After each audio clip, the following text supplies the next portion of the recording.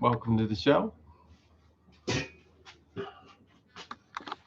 Well, there's nobody here. I thought I'd finish these dominoes I made.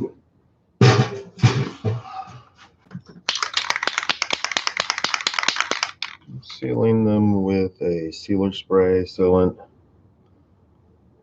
made leaf. Don't squirt the library books. Try not to. Try not to get the bubbles. Bubbles are the worst.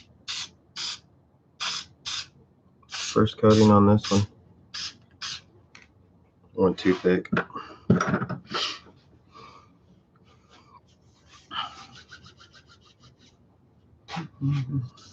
Show them to you.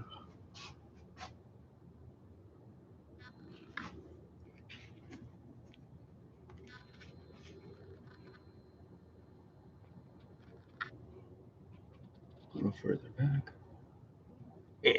Good morning, Will. What's going on, man? How you been? What's new? Huh? All right, Jack. I watched this. This sucks. It's the PG version of Deadpool. You know how funny Deadpool is without any cuss words or anything? It's not. How you doing, Will? What's up? What are you painting? I made this one is a domino that I carved. I was planning on doing some more colors, but I didn't, and I drilled a hole. And this one is a painted acid wash domino. I smooth the other side, and then I paint it. Then I rough it up, I scratch it up, and then reseal it smooth. And what it does is it gives it a bumpy feel. So one side of the domino has a perfectly smooth side if you want to rub the smooth side, and then the other side has a smooth rough side. Why would you want a smooth rough side? People that play with shit in their pockets like smooth and semi-smooth objects. I'll go set it out in the sun though.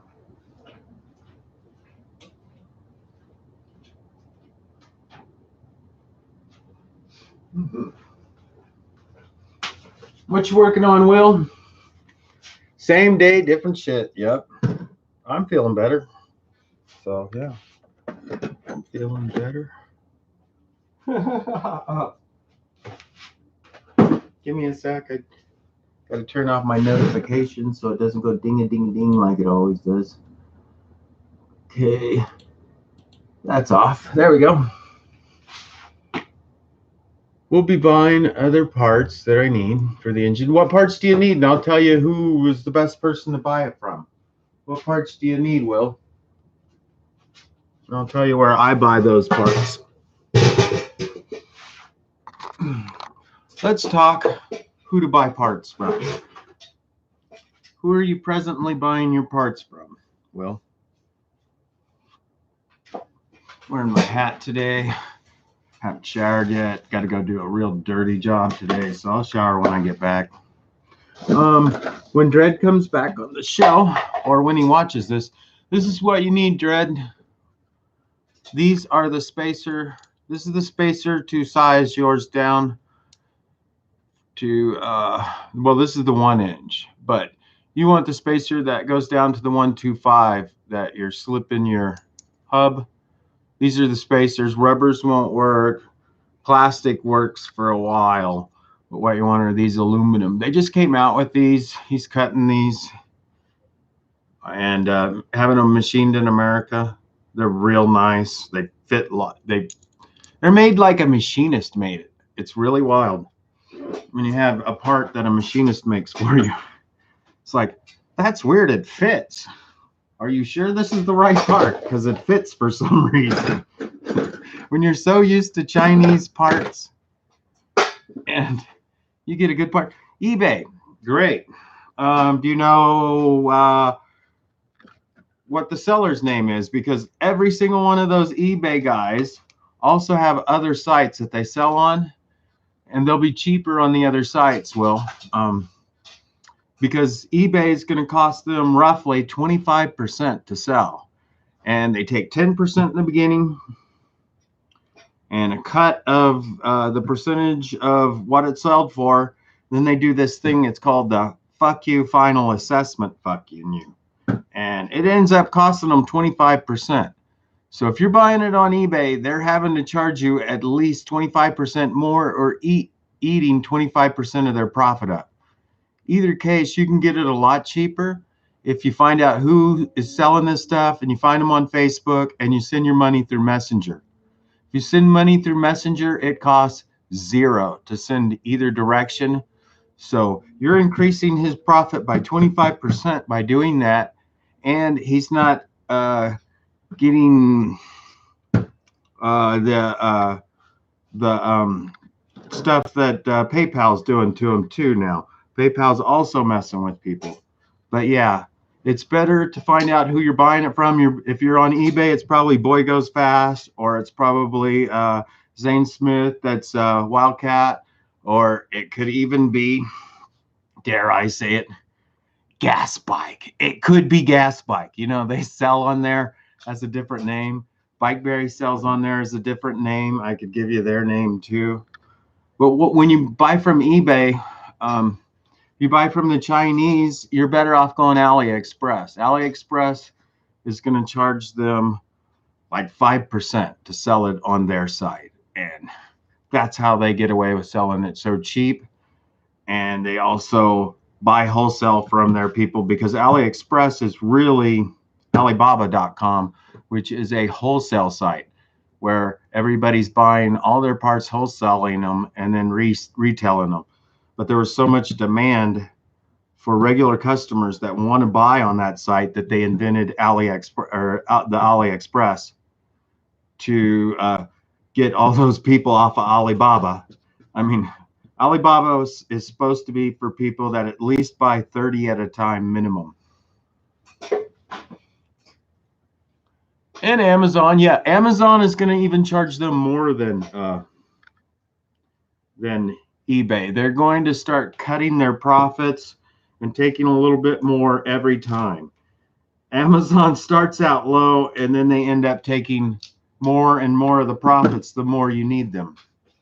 So Amazon's going to be another company. What you want to do is get a hold of them directly on Facebook. Talk to Zane Smith directly on Facebook. It'll take a week for him to respond, but you'll get a much better deal because he won't have to pay all of the eBay prices and all of the Amazon prices. If you want to buy CDH power, he's harder to get a hold of, and he doesn't like to pass through Messenger. And the Chinese are really paranoid to pass their Messenger. They want I don't know. They want to, I don't know. I don't think they understand about Americans that we love to cut out the middleman. There's nobody else that we would love to cut out more in the world than assholes that are just the middleman, getting it from one person and handing it to the other person and getting rich from doing this. That's not work. That's a middleman. And that's why I like AliExpress, because that is the large companies actually making it. You're actually buying from large company usually when you buy from AliExpress. What I dislike is we're coming up on Christmas and we're coming up on Chinese holidays. And you don't want to buy any time during those times. That's peak time to China and the slowest packages in the world. I don't know what happens when it's Chinese holidays and everybody in the country slows down. It must be the weirdest holiday in the world.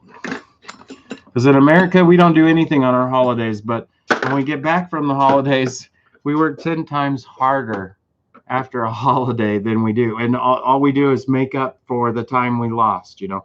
Like we had a holiday where we had a day off. The next day we do 2 days worth of work.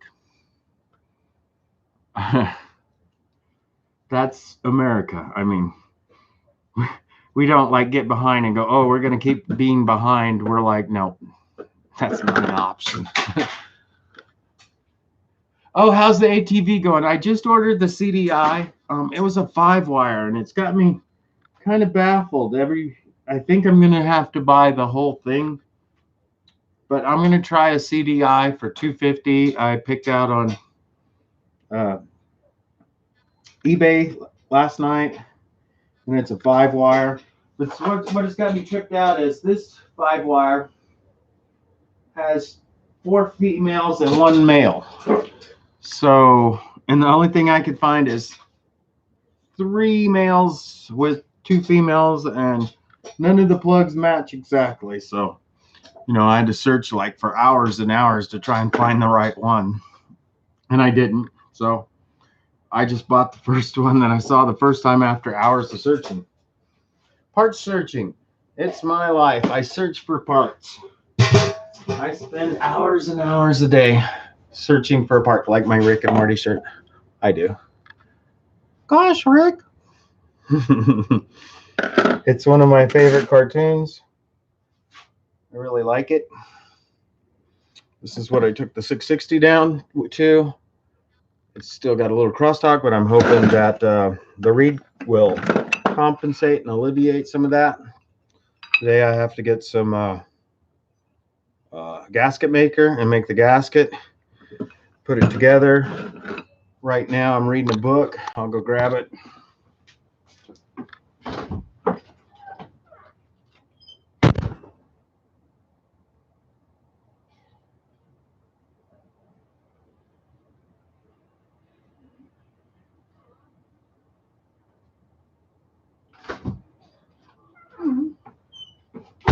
Can't find my book. Can't find my book. Can't find it. But it has a great chapter on reeds. This is my first reed that I will do on the case. I've done a lot of reeds onto the cylinders, and I'm not a big fan of it, but the pipe maker loves it, so he's a reed man. I like to get the piston in the right position, man. I like to use the piston to close off the intake and the exhaust. With a reed, all the piston's doing is opening and closing the exhaust. I'll be doing that. Oh, let's do the 400. I got that so close. All I need to do on this is take a little more down, fix the holes.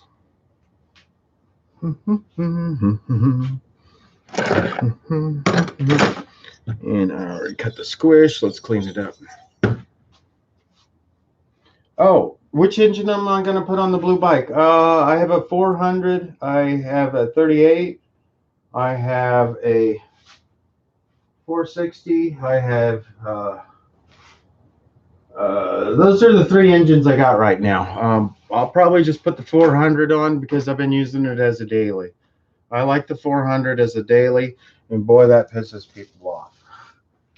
I had more people pissed off about me for saying the 440 is not a daily. Boy, did I piss off some people. Let's talk race engines and the difference between a race engine and let me tip it up so you guys can see me, and I'll back up because I shaved this morning and everything. But a race engine, right? What's the difference between a race engine and your regular engine?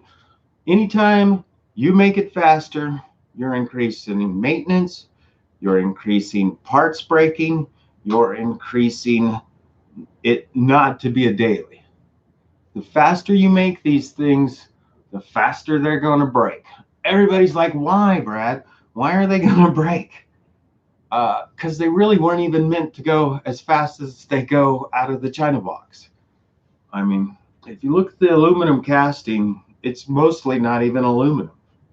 It's mostly silicone crap. That's why it's gray and black when you try and sand it. If something aluminum you sand is like all black and shit, that means there's so much additives in there when they're casting it. Why do you add additives in your castings? To make aluminum not melt at a low temperature. Silicone and all the additives makes aluminum a lot higher to melt. You're adding things to make it heat resistant, but mostly you're doing it because aluminum costs a lot and silicone costs nothing. It's sand. That's the difference between a race engine and a standard engine. The race engine, the more you make it faster, the more you're going to make it break. It's going to break on you 10. If you make it 10 times faster, it's going to break 100 times more. A race engine is rebuilt before a race, every race. That means that before that thing races, they're going to test it 10 times and rebuild it, test it one time shortly, then take it to the track and run it on the track. I mean, a race engine, most race engines are rebuilt 12 times a year, once a month. And why would you want a race engine? Well, you really want to get your ass kicked by another China doll or Goped or scooter. You break that fucker out when somebody's down the street with a scooter that kicked your ass. You're like, oh, well, I'll go get my race bike and be right back, you know? Also, race bikes get attention. A race bike will get you more attention than any other bike. What's up, Dred? Here's the spacers you need, Dred. Glad you joined the show. This is one for the 1 inch, but you need the 125 if you get another rim. That's what it looks like, man.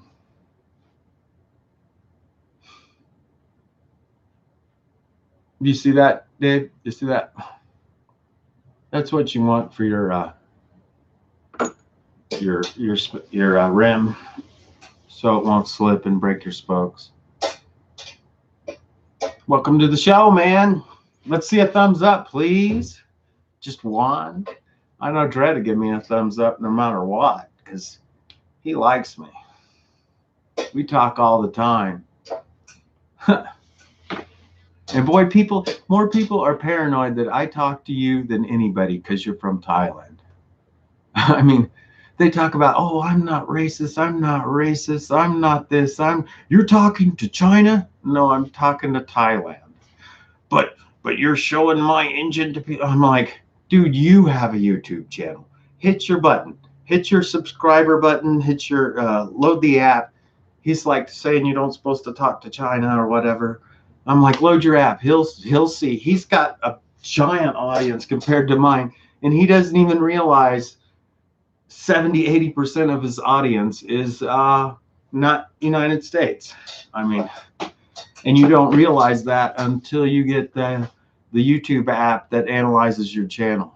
It analyzes your channel, tells you everything like age of your subscriber, everything, how long they tune in, where do they fast forward, all that shit.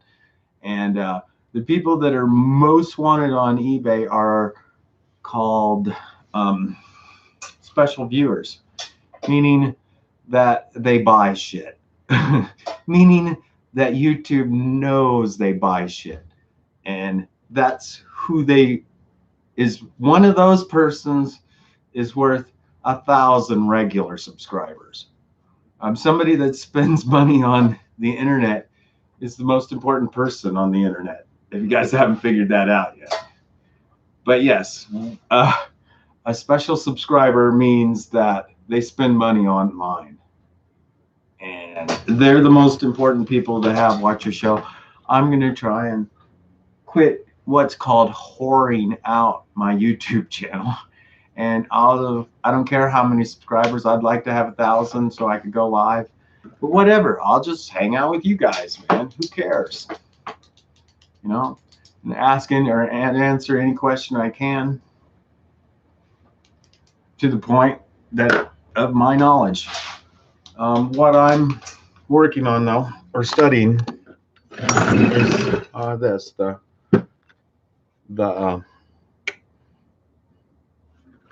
I'm studying case reads and the angles of this.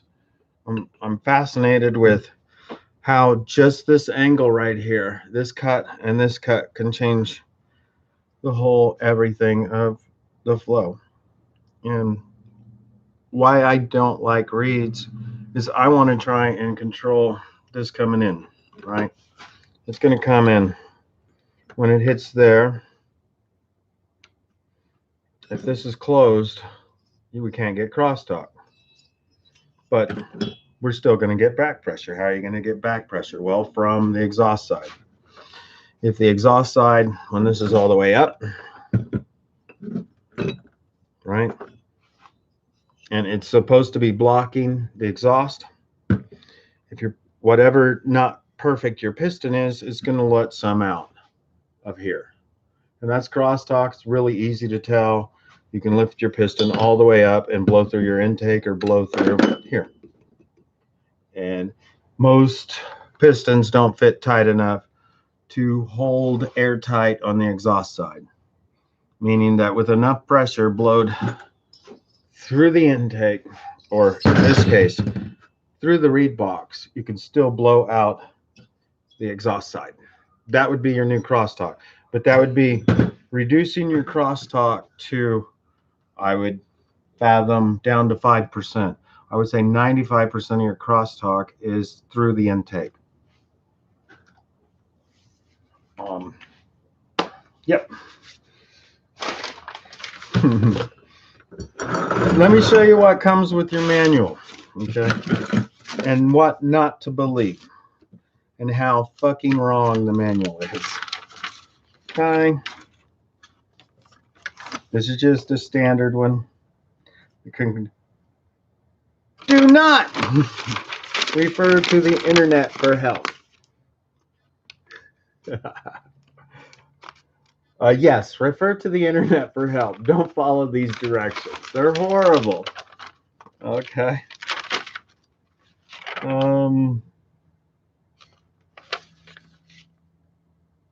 Here you go. Look how he's telling you how to do the rag gear. Right, dude. Sure. He wrote these directions when he first started and still uses them, and they're fucking horrible. Look at this.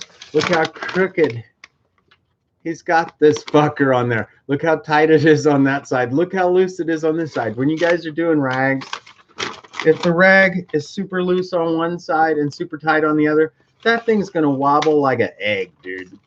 That little tiny bit you see there, it's going to wobble like mad. That's going to be multiplied by at least 10. And then the mount here, that's a horrible mount. Oh, put some rubber around it. Oh, yeah, because we want to increase the vibration, not lower it. The tighter this is, the less vibration. The more rubber shit you put in between here, the more that can vibrate. Well, rubber's supposed to soften. No, rubber's going to make shit vibrate more. I don't know why everybody don't understand that. I mean, okay. Some of this shit is just hilarious, though. Installing chain drive. That's horrible. Let's fix our cables. Yeah, let's tie a big giant bow tie on the front of your bike. What the fuck is that? And then here's somebody that's never installed an engine and getting these kind of directions. Tie a bow tie in the front. Like your cables are gonna fuck. They're gonna be horrible wrapped up in circles like that. They're gonna wear out. They're gonna suck. Installing this stupid spring. Never fucking install this spring right here. See that spring? Never install that. Throw that fucker in the trash. That is the stupidest fucking thing ever. Don't fucking install that. Throw it away. You can use the other spring to keep it from your cable burning off the cylinder, but don't fucking put this spring on. It's done. Okay. Then he's showing the slide over here. This slide goes into here, right? And he's saying, look at the notch. The fucking notch, he's just showing you to put it on backwards. The notch is on the other side of the carburetor. Here, stick it in like this. It's backwards, dumbass. Okay, let's see what else.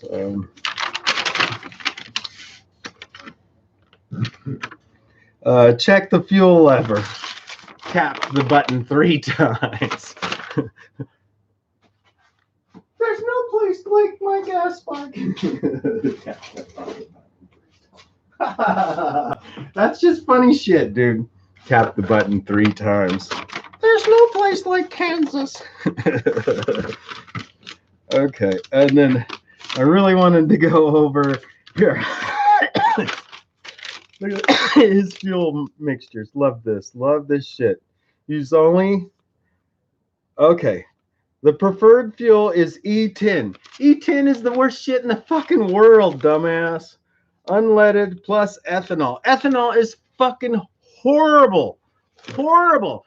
Never fucking use ethanol unless you fucking have to. Ethanol is the worst fucking shit for a two-stroke. Usually 91% octane or ULP 94 octane. That's what you really want is ULP 94. That's the only thing you got right. Mix your ratio at 30-1. Right? That's way too fucking thick. Fuck, dude. That's 6 ounces of fucking oil. As 7 ounces. Fuck, dude. 20-1. 50 mils of oil per liter. 20-1. That motherfucker is going to be an oil fucking leaking monstrosity in your fucking garage at 20-1. Holy fucking shit. First starting up the motor, right? Okay. Check the fuel level. Turn on the fuel. Wait 3 to 10 seconds. Why do you have to wait to turn on the fuel? Well, is the gravity going to affect the fuel instantly? And isn't the gas aren't you going to take off as soon as the suction begins and it's going to fill the bowl almost instantly? Why do you have to wait 3 to 10 seconds for, huh? I've done so many gas bikes. I've never waited 3 to 10 seconds in my life.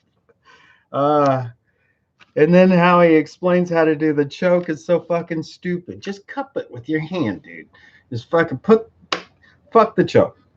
Just reach down with this side on a NT and cup the thing while you're giving it gas. Just cup it and you'll hear it go, release it.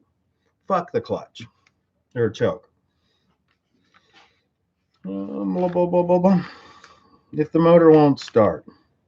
Most likely it is flooded. Bullshit. Two-strokes hardly ever flood, dude. The bowl, how they flood is the bowl fills up, and then for some reason you have fuel in your intake pushing backwards for like crosstalk or any of that shit. But these directions are some of the worst shit ever. Why it won't start? If the motor won't start, it's flooding. Bullshit. Too much fuel in the motor. To correct this, turn it off. Set the choke. Okay, you're flooding, right? You're fucking flooding, meaning you're getting too much fucking fuel. And he's telling you to choke it. Choking, what you're doing with choking is reducing the air intake and adding more fuel. You're flooded. Why the fuck would you choke it? That would add more fuel and less air. You want more air. If you're flooded, you want more air. If you're too rich, you want more. If you're too rich, you want more air. If you're too lean, you want more fuel. But this shit, this is what I have the most problem with. This part of right here. If your engine won't start, I feel so bad for beginners when all they have is this when the thing won't start. It is so fucking bad. I'm sorry, I missed your question. Let me get it. You've been meaning to ask me. Let me pull up a chair. Read this shit. I've been meaning to ask you why you worry about other people's talking shit. I don't. What I don't like is when they talk about me behind my back, and it's supposedly somebody that's telling me they're my best friend. That's what I don't like. Well,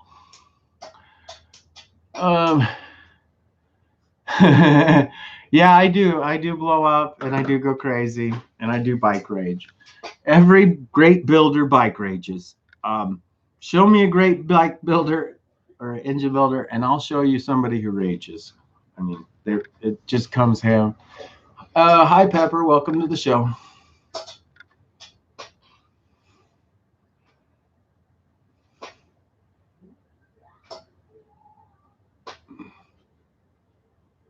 Okay, let's talk about your engine. Tell me what it's doing. You're saying that you took the motor apart and cleaned it up, meaning you pulled the jug. Did you lift the cylinder up, meaning you split the case and checked the crank and bearings? Or what do you mean that you took it apart? Did you pull the jug off? What did you do? And do you understand how to run a meter? Do you understand Ohm's law? Do you know how to meter the magneto? And do you know how to meter the CDI? To know if you have fire, or are you an old shade mechanic where you like to see the spark onto the engine?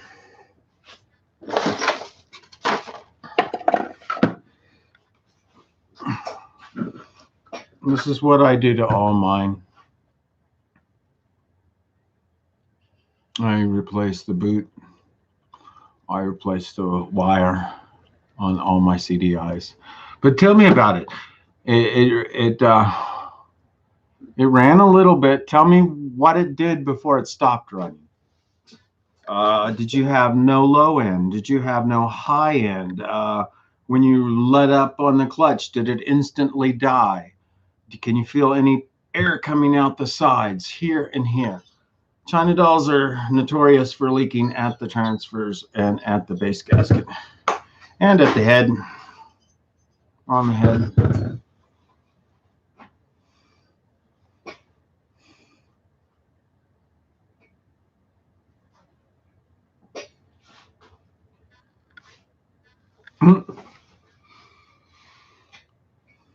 But I'd love to help you with that engine. I really would, man. I mean, but I'll need a little information. The more information you can give me, the more help I can try and give you with that.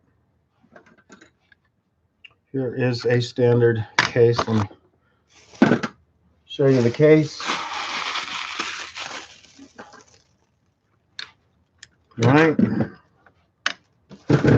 And yeah, tell me what's going on with your engine, Pepper. When did it die? How did it run before it died?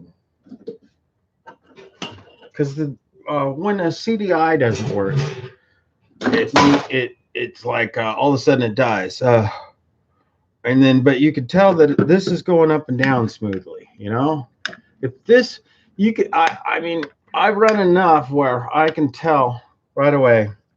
Usually, if it's a CDI. CDI is usually that this feels like it's running perfectly up and down, and I can feel the compression and everything. Then it's usually electrical. When this is running down rough, it's usually debris in my cylinder, or something's not right where it's hitting. Bam! It's like hitting here, hitting here. You know, a lot of shit can be going on when you do monsters. What kind of engine is it also, Pepper? What kind of engine is it? Who did you get it from? Is it PK80? Is it a Zeta? Little stuff like that helps me. Just the little stuff. I think I got to tap this out to quarter while I talk to you. Yes, I got to tap to quarter. I'll tap these out to a quarter. It's a PK. Okay, great. Zane Smith. Got it. Okay. Did he build your engine completely, or did you put your jug on? Because I'll show you, if he two-pieced you and you put on the jug, I'll show you what I want you to look at.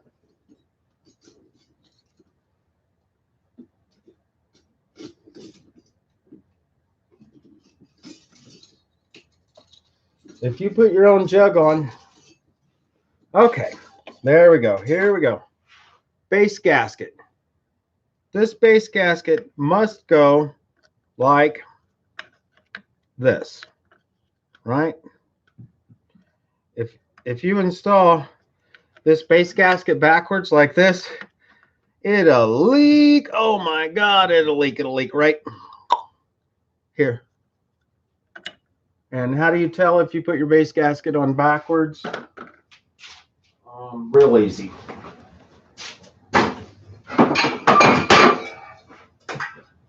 Here's an engine right here. This one I know it has a leak. I already checked it. What you want to do is lower it down to bottom dead center. Boy, she's greasy right there. Oh, look at that fucking sweep I got on this action though. Nice fucking sweep. And then blow through here. Right there. The piston's all the way down to the bottom and blow. And you'll find all your air leaks. This one has an air leak right here. Pretty basic shit. Feel right here around your head gasket and blow. Well, I'm at bottom, so I'll blow there. But start raising it up to the top.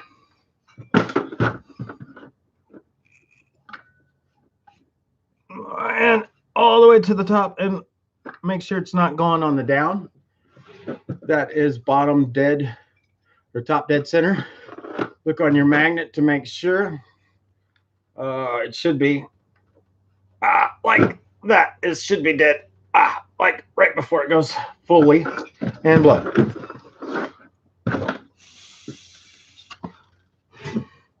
I don't supposed to have anything coming out but right here, and that's how you check your crosstalk on your exhaust side. But I believe if you do that right there, you will find where your air leak is. And I believe you have a giant one. How do you fix an air leak? Well, if you just want to do it quick and easy and fast, and you don't want to do it like professionally, or want to do it the way I do it, some ultra gray would help you out.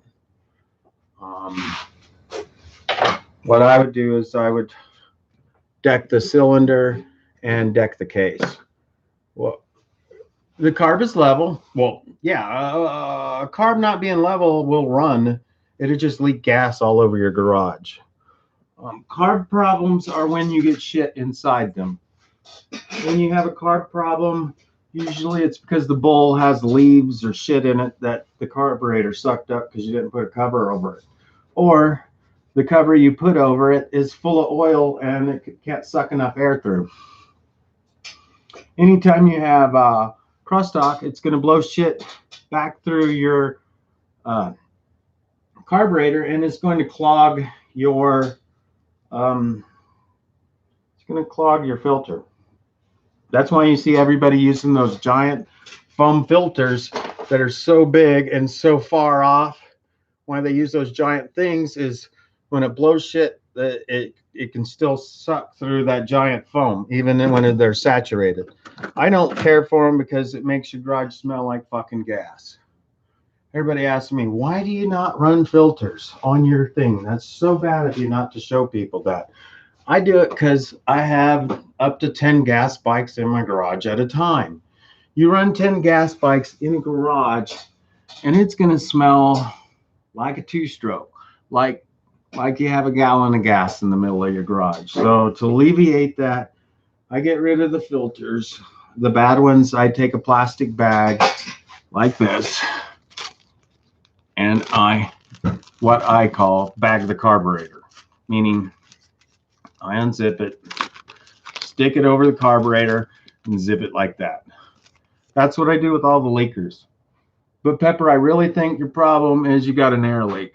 But if you blow through here and nothing comes out on the sides, you don't. I can show you how to deck the case if you want to learn how to deck the case. It's very advanced. It's the most advanced thing you can do on a two-stroke, I think. And you could screw it up. The best thing for you is I'd tell you to find your air leak and fix it. I'll bet you have a giant one right here. On this side even. I do a lot of California motors. Yes, it eliminates all the fumes. What I don't like, it's not really the fumes because I'm so used to it. What I don't like is, I smell gas. What's going on out here? I smell gas. You know, that crap. Let me put another coat on this one. This one I didn't rough up. It's all smooth. But yeah, that's what I would suggest, Pepper. and welcome to the show if you join me. How do you fix it? You make it so when you blow it doesn't come through. The easiest way for a beginner would be to remove the jug. First, find out where it's leaking. Let's say this jug was leaking right here. I would mark it right here. I would say, oh, I got a leak right there. Well, that's where you want the RTV or RTV gray or ultra gray or whatever you like to use. I don't like this. This shit's horrible. Soft gasket form sealer is horrible for a base gasket. It is horrible shit. Horrible, horrible. I like RTV gray, but I've been out of that shit forever at my local 2 Walmart. So I'm having to use the ultra gray. I'm having to pay $2 more for a tube, and I don't like it as much. But you know, what are you gonna do? Go to Advanced and pay $7 for a freaking tube?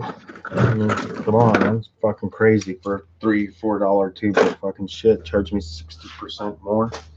Fucking assholes. But yeah, how to fix an air leak. Would you like me to do a show on how to fix an air leak? I can fix that one right there that I have if you want me to. I was going to finish this one and send it off. Don't like how I missed this right here. That kind of bugs me, but you know, I'm not perfect. And I was going to finish this. But if you'd rather have me do a show on how to fix air leaks, I will stop and I will fix air leaks for you.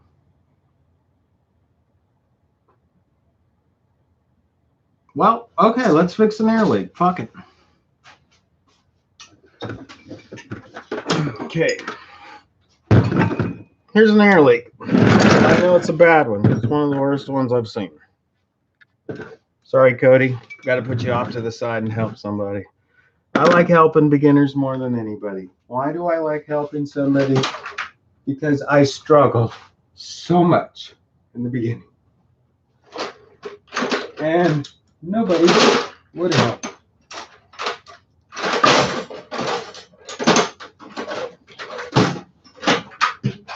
We'll just grab some 14s, 13s. Oh, 11s. I did the little ones. Let's do the 11. Okay. Let's pull a jug. This is a shark head. I would suggest you not buy it. It's really cool looking, but it's a lot of work, and it's sharp edges, and they never fit, and they suck. Okay, you just break them loose first. I tighten them really tight, guys. Okay, there we go. Let's turn a wrench. Ah, sorry. Let's turn a wrench. Return his socket. And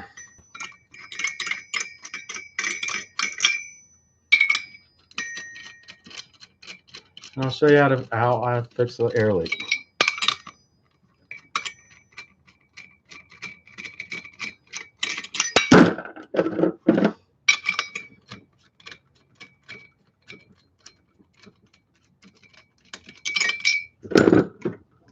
No, I better turn my phone on so I can hear my work calling. Cool.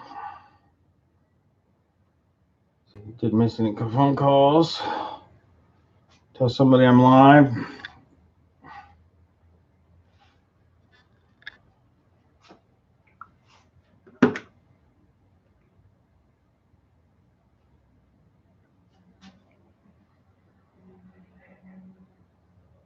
That's weird. Okay.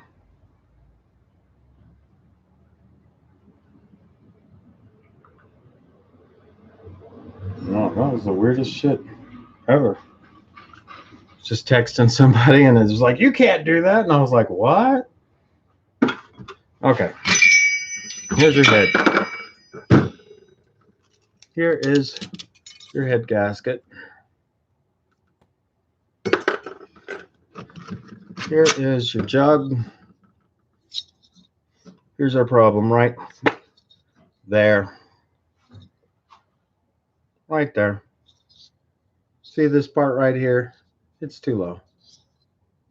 Well, I can even look at it and tell. Right there, too low. Base gasket and your piston. Okay.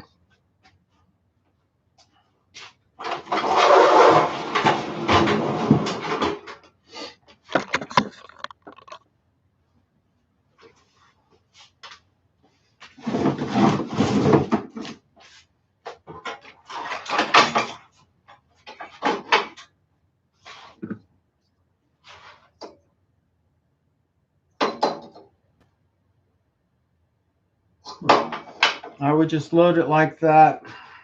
Just like that. Take off the lip. And stick it back on there. Show me? Okay. I need safety glasses though. What time is it? Am I going to pick up the neighbors? No, 9 o'clock.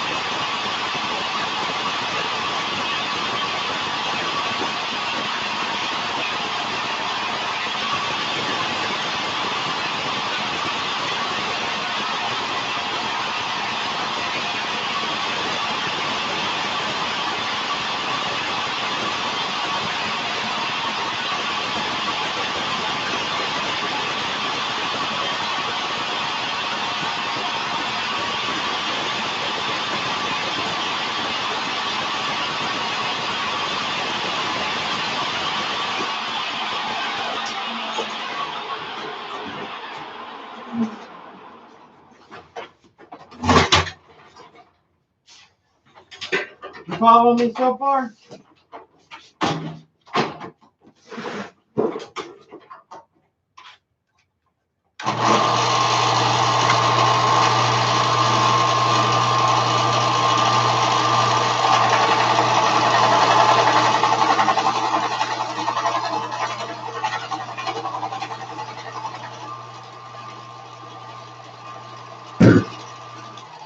No more air leaks.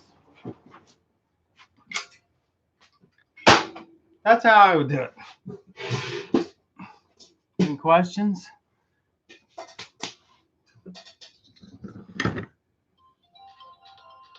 Oh, if there's work calling. My brother calling.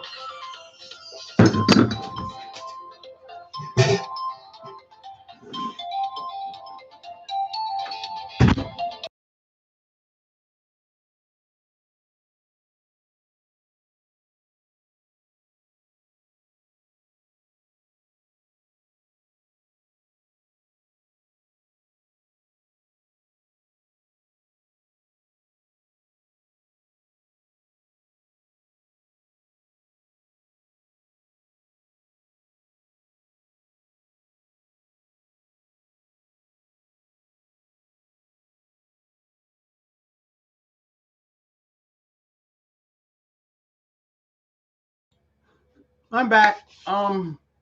But yes, you could do that with the case too.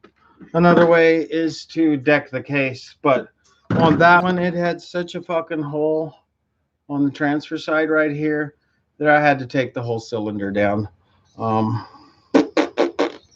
most China guys, China doll builders would be like, don't show people that, Brad, blah, blah, blah, blah. Cut the transfer out too if you want. Do a slick transfer cut. Do a breather sleeve. There's so many different options, but really, I've done so much work to try and make this thing go faster. It's so much easier to make this go faster. I mean, 49 millimeter piston is so much easier to get speed out of than killing yourself trying to make this faster. I mean, but yeah. CC, yeah, that's how I would deck it. Same thing with this. If I had a leak on here, and I fucking hate their squishy design. What's a squishy design? Well, this is supposed to match the piston perfectly. Sorry. This right here, this pattern, the piston's supposed to sit perfectly in here, and it's supposed to match the shape perfectly, like that. And it doesn't at all. This is the seal that holds the pressure. This, you can control how much or how thick your squishy is just by sanding this right here. Right now, usually the piston comes up to about like that, and then that is your squish right there. It's in between that and your piston head. But yes, that's how I would fix an air leak, Pepper. If it was that bad, I'd fix it like that. I would just grind off my lip, take it down to it's perfectly flat. And a lot of people talk to me because I use the table belt sander, but I love them. I mean, the first ones I threw quite a few cylinders across the garage, and after a while I got better at it. Something that the more you do, the easier to get kind of attitude. And just stick it back together. Clean this out. Check my port timing, which I know I didn't mess it up. I still had at least a millimeter of what I just did though is I made the squishy smaller, meaning that when this sits like this, it's going to be less. The piston's going to go higher now because I took some off of the bottom. They're all in relation. A lot of times people will give you two base gaskets. If they're giving you two base gaskets on the bottom of your case, they're telling you, I know this is off. That's why I'm giving you two base gaskets. Another thing that they'll tell you at the shops or the people you buy them from is they'll tell you just run two base gaskets. I'm not a two base gasket kind of guy. I don't like two base gaskets at all. I think the more base gaskets you have, the faster it's going to be. But yes, this is another option. This is what they'll tell you to do. They'll tell you to take an extra one and stick it on. That's what they'll tell you to do to fix your air leak. That's another way to do it, but that sucks. Decking will make you faster. This will make you faster. Decking the cylinder will make you faster. It will make your squishy tighter. It will make your crosstalk less because your piston's going to fit further up inside. Or on the intake, sorry. On the intake, it's going to make it sit further. On the exhaust, it's going to sit a little higher up, and it could leak more on the crosstalk on the exhaust side. But I will give a lot more leniency on leaking on the exhaust side than leaking on the intake side. I rather leak on the exhaust side and dump extra fuel through the exhaust any day as the opposite. But I think that's my show, guys. Thanks for tuning in. I really like seeing you, Will and Dredd, and thanks for joining me, Pepper. I'd love to help you out on your engine. You can always hit me up, man. Hit me up on here or anywhere. I Skype, I do Messenger, I do all that. It helps me if you give me a video. I mean, With a video, I can help a lot of people. The video helps me more than anything. If you get me the video of your engine running or what it's doing wrong, the sounds help me more than anything, and seeing with my eyes helps more than anything.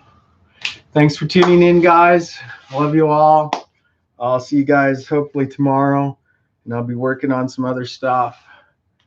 And hopefully that helped you with your air leak. If you need more help with your air leak, or if it's not an air leak, get a hold of me and I'll help you out with the electrical part if it happens to be a CDI or a magneto. Magnetos, the wire just breaks off. And on the CDI, it's on a new start, it's usually not the plug wire, but after about 3 or 4 months, it's usually the plug wire. But I'll talk to you guys later. Thanks for tuning in with me. Thanks for watching me build, and thanks for your questions. I really appreciate the questions. I want the more interaction between you and me more than anything. And I'd love to help you more, Pepper. And get a hold of me, or just come on my show tomorrow and tell me if it worked or if we have to try something else. Thanks, guys. Love you guys. Goodbye.